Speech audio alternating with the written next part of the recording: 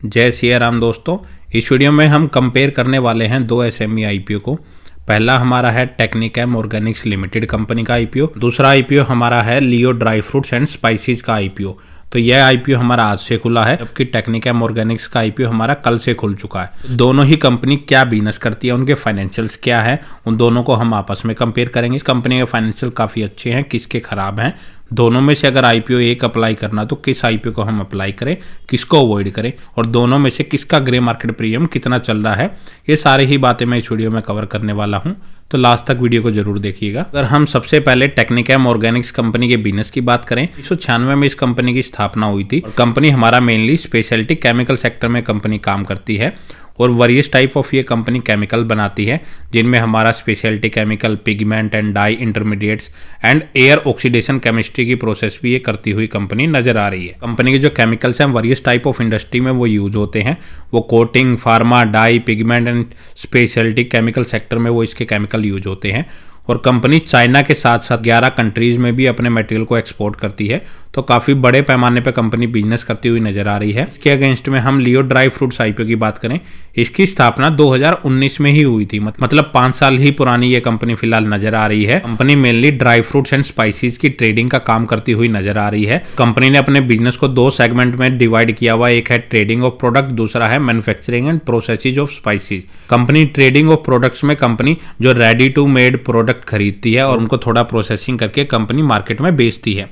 दूसरा है मैन्युफैक्चरिंग, जो स्पाइसेस वगैरह कंपनी ये बनाती है उनकी फुल मैन्युफैक्चरिंग करती है, फिर उनको प्रोसेसिंग करती है और फिर मार्केट में बेचती है। और अगर हम दोनों कंपनियों के फाइनेंशियल्स की बात करें, पहले मैं टेक्निकेम ऑर्गेनिक्स कंपनी के फाइनेंशियल्स की बात करूं, इस कंपनी का जो रेवेन्यू 2022 में 68 करोड़ था, जो फिर 2023 में गिर के 51 करोड़ और 2024 में वो गिर के लगभग 47 करोड़ के आसपास रह चुका है। और कंपनी की प्रॉफिटेबिलिटी देखें तो वो 3.5 करोड़ 2022 में कंपनी का प्रॉफिट था और 2024 में 4.5 करोड़ के आसपास कंपनी का प्रॉफिट रहा। तो कंपनी की जो सेल्स है यहाँ लगातार गिरती हुई नजर आ रही है और कंपनी के पास लगभग 8 करोड़ के रिजर्व है और 16.5 करोड़ का कर्जा कंपनी के ऊपर देखने को मिल रहा है। वहीं इसके अगेंस्ट में अगर हम लियो ड्राई फ्रूट्स कंपनी के फाइनेंशियल्स देखें तो इसका जो रिवेन्यू है 2022 में 5 करोड़ था, जो बढ़ के 2024 में लगभग 62 करोड़ के आसपास पहुंच चुका है। और कंपनी की अगर हम प्रॉफिटेबिलिटी भी देखें तो 7 लाख का प्रॉफिट 2022 में था, जो बढ़ के 6 करोड़ के आसपास हो गया है 2024 में। और कंपनी के पास लगभग 23 करोड़ के रिजर्व हैं और लगभग 17 करोड़ का कर्जा इसके ऊपर देखने को मिल रहा है। तो लियो ड्राई फ्रूट जो कंपनी है उसका जो रिवेन्यू और प्रॉफिट ग्रोथ अगर बात करें तो वो काफी बेटर नजर आ रहे हैं टेक्निकेम ऑर्गेनिक्स लिमिटेड कंपनी से।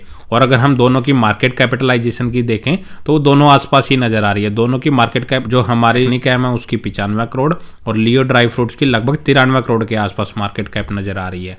अगर हम वैल्यूएशन वाइज दोनों को कंपेयर करें, लियो ड्राई फ्रूट्स कंपनी जो है वो 14 के मल्टीपल पी पे अपने आईपीओ को लेके आ रही है। वहीं अगर हम इसके अगेंस्ट में टेक्निकेम ऑर्गेनिक्स आईपीओ की बात करें तो कंपनी 20 के मल्टीपल पी पे अपने आईपीओ को लेके आ रही है। वैल्यूएशन वाइज जिसकी चीपेस्ट लग रही है वो लियो ड्राई फ्रूट्स की मेरे को वैल्यूएशन थोड़ी ज्यादा चीपेस्ट लग रही है as compared to Technichem Organics के। तो लियो ड्राई फ्रूट्स आईपीओ की बात करूं, यह कंपनी लगभग 25 करोड़ का इशू साइज लेके आई है और सारा का सारा फ्रेश इशू के जरिए मार्केट से रेज कर रही है। और इसके अगेंस्ट में अगर मैं टेक्निकेम ऑर्गेनिक्स लिमिटेड कंपनी के आईपीओ की बात करूं तो यह कंपनी भी लगभग 25 करोड़ रुपए के आसपास ही अपना इशू साइज लेके आई और यह भी फ्रेश इशू के जरिए मार्केट से पैसा रीच कर रही है। तो दोनों का जो आईपीओ का इशू साइज है वो लगभग आसपास ही है। दोनों लगभग अप्रोक्स 25 करोड़ का इशू साइज लेके आई है।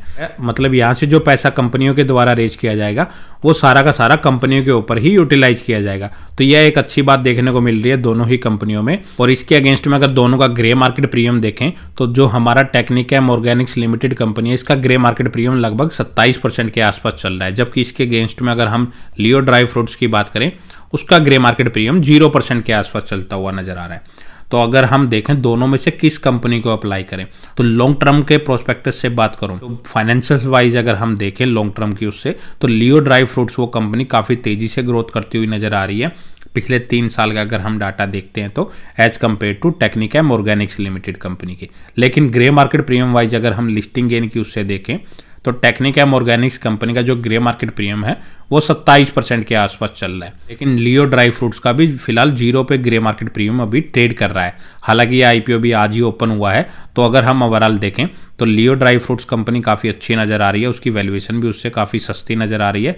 दोनों की मार्केट कैप आसपास ही है, लगभग 100 करोड़ से नीचे की दोनों मार्केट कैप है और दोनों 25 करोड़ के आसपास इशू साइज लेके आए हैं। लियो ड्राई फ्रूट्स अभी आईपीओ 2 दिन और खुला है, लास्ट डे के दिन आप इसका वेट कर सकते हैं। अभी लास्ट डे तक इसका ग्रे मार्केट प्रीमियम अगर अच्छा सब्सक्रिप्शन होता है वो एक्टिव होता हुआ नजर आ सकता है, तो फिर उसके बाद अपना डिसीजन ले सकते हैं। फिलहाल लॉन्ग टर्म के प्रोस्पेक्टस से बात करूं तो टेक्निकैम को तो लॉन्ग टर्म के लिए आप अवॉइड ही करें तो बेटर रहेगा। लियो ड्राई फ्रूट्स का भी अगर आप देखेंगे तो अभी ग्रे मार्केट प्रीमियम 0 पे ही चल रहा है, तो उसको भी आप अवॉइड कर सकते हैं। शॉर्ट टर्म की उससे अगर हम देखें लिस्टिंग है तो टेक्निकैम ही फिलहाल आपको लगभग 27% का प्रॉफिट लिस्टिंग गेन देती हुई नजर आ रही है, तो उसको आप अपना अप्लाई कर सकते हैं। लेकिन ये दोनों ही आईपीओ एसएमई आईपीओ है और इनमें रिस्क काफ़ी ज़्यादा रहता है। 100 करोड़ से नीचे की दोनों कंपनियों की मार्केट कैप है और ऐसी कंपनियों में जब ये आईपीओ लिस्टिंग होने के बाद हम लॉट बेचने जाते हैं उनमें रिटेल इन्वेस्टर को सेलिंग के टाइम काफ़ी इशू आते हैं, तो उस रिस्क को आप ध्यान में रखने के बाद ही अपना कोई डिसीजन लें।